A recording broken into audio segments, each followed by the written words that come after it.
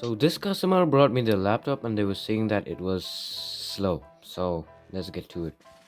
This is a Dell Inspiron 3000 with a 10 Gen i3. So let's boot it up. Should be pretty fast. It's 10 Gen by the way. Now let's just go into the BIOS. Okay, boot options.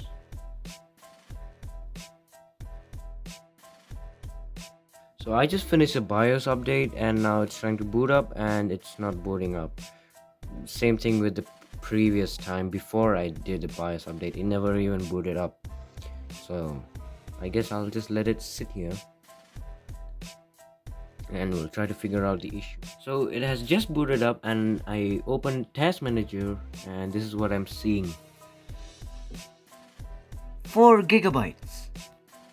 4 gigabytes of memory in 2025. No wonder it's using 66%. Now, unlike the greatest technician that's ever lived, I'm the third greatest technician who's ever lived. Apart from that other dude, the second greatest technician who's ever lived, who was I don't remember. The channel name is over here. Okay. Anyways, unlike those two people, I'm not gonna give them extra RAM because I don't have one and I'm too cheap to buy one. So if they want more RAM, they have to pay. Yeah. So 4 gigabytes and it's using like 2.5 already on idle, and the CPU's idling pretty weirdly. It's going up and down and up and down. It's a 105 105G1. Whatever. Maybe it's better than that, maybe it's not. Okay, but yeah. So if that's the problem, let me see what's loading it. Oh, I see that. I see it. It's right there. Wait a minute. 1 megabit per second. It's moderate.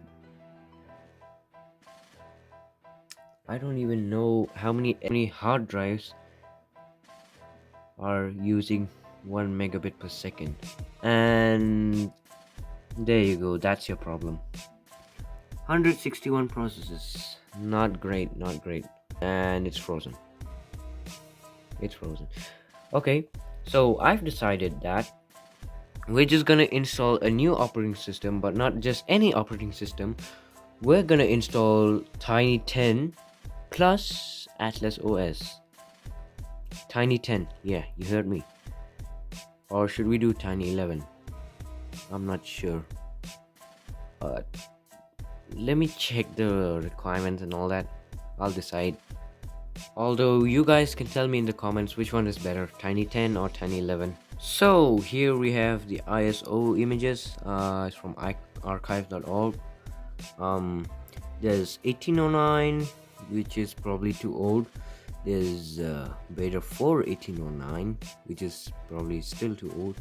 There's 2303 86, but that's 32-bit, so nobody cares. There's 23H1 64, and that's the one I want to download. Although there are 22H2, which I do want to download, but they have the word beta on them, which I don't really want for my customer. So let me just go with 23H1 64-bit. And there we go. Wait! Oh my goodness. Oh. Whew, I thought it was gonna be like 2 hours or something. Okay, 30 minutes.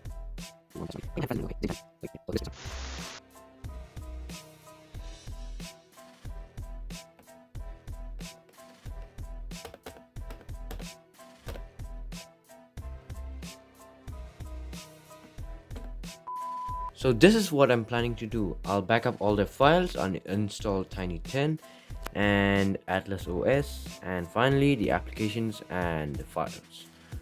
But of course, me being a lazy person, um, I'm just gonna, well, take out the hard drive and back up stuff from there instead of opening up the computer and creating a system recovery or slash backup folder thingy.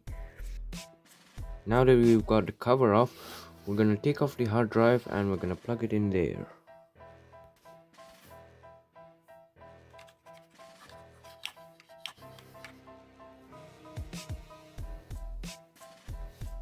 I definitely did not install Windows 23H2, which wasn't supported by Atlas OS. And so I had to go through the installation process again. While doing the Atlas OS installation, I kinda noticed that the hard drive was at 100% usage all the time.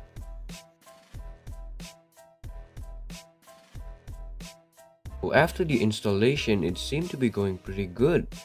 It's actually at 75 processes, and it doesn't go up to 100% all the time. The hard drive, as you can see, it's very inconsistent.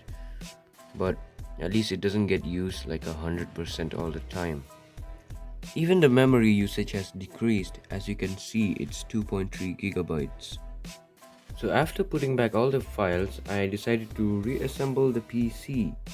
Right off the bat, I noticed a very nice design scheme from Dell.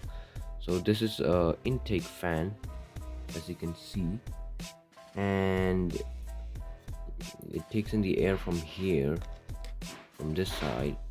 But what I noticed was that the case or the cover did not have any intake fan holes here. Neither was it on the motherboard. And so I looked and I found those. 1, 2. Very nice design scheme, Dell. Congratulations. Another thing I noticed while assembling were these fake vents.